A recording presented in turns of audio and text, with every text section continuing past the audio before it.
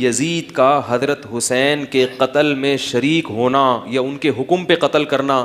یہ کسی مستند روایت سے ثابت بولو بھائی نہیں ہے،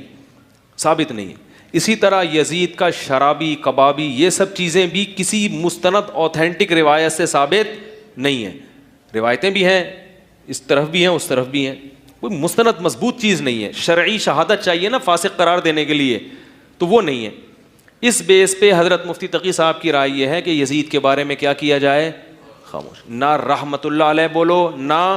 لعنت اللہ۔ ان مفتی صاحب کے اکثر و بیشتر بیانات سن کے مجھے ہنسی آ جایا کرتی ہے، لیکن جب میں ان کے متنازعہ تکفیریت سے بھرپور اور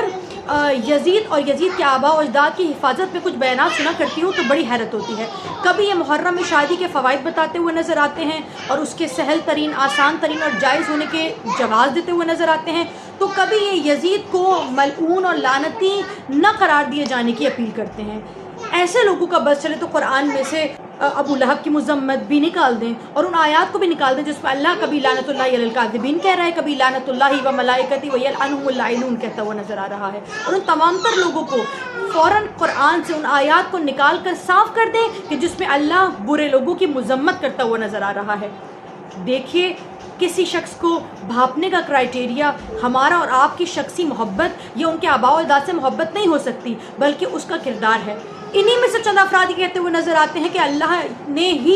یزید سے کروایا، اللہ ہی خیر کا بھی بانی ہے، اللہ ہی شر کا بھی بانی ہے، اور جو کچھ یزید نے کیا اپنی مرضی سے نہیں کیا۔ اگر یہ سب وقوع پذیر نہ ہوتا تو اسلام کا غلبہ نہ ہوتا، لوگوں کو امام حسین کی نیکی کے بارے میں پتہ نہ چلتا۔ اللہ نے جس طرح سے امام حسین کو توفیق دی تھی کہ وہ نیکی کے لیے آگے بڑھے، اسی طرح سے اللہ کا ارادہ ہی یہی تھا، یہ مشیت خداوندی تھی اور یہ منشاء خداوندی سے ہوا کہ کوئی یزید جیسا سامنے آئے اور امام حسین علیہ الصلوۃ والسلام کی خلاف ورزی کرے۔ معاف کیجیے گا، آپ کے تمام تر دلائل اور آپ کی قرآن فہمی اور آپ کی اسلام کی سمجھ بوجھ بے حد ناقص ہے، کیونکہ اللہ فرماتا ہے قرآن میں